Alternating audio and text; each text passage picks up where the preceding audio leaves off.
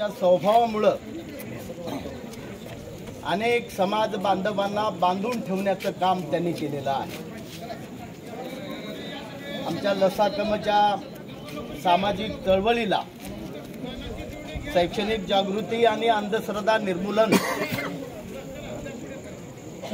हा प्रबोधनाचा विचार समाजामध्ये पेरण्याचं काम या कुटुंबियांनी सातत्याने केलेलं आहे। आणि लसाकम सामाजिक चळवळीच्या माध्यमातून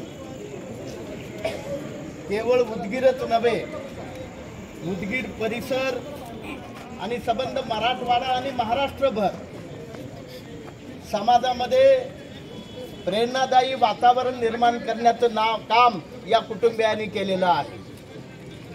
खरं तर ताईंचा स्वभाव इतका मनमोकळा आणि बोलका होता। या बोलक्या स्वभावामुळे अनेक समाजातील स्त्री पुरुषांनी त्यांनी आपलंसं केलेलं आहे।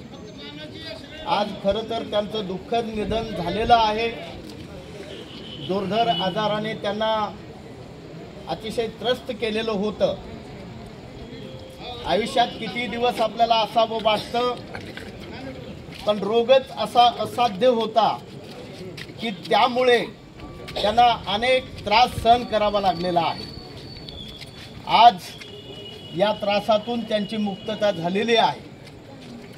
खरं तर सोनकांबळे सरांच्या कुटुंबावर फार मोठं दुःख या ठिकाणी कोसळलेलं आहे।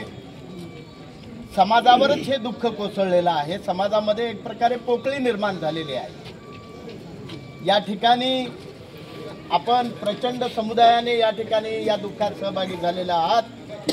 खरं तर त्यांच्या स्वभावाची ही प्रचिती आहे आणि म्हणून आपण त्यांच्या स्वभावाचं, त्यांच्या गुणाचं सातत्याने अनुकरण करत जगणं हेच खऱ्या अर्थाने त्यांना श्रद्धांजली ठरणार आहे।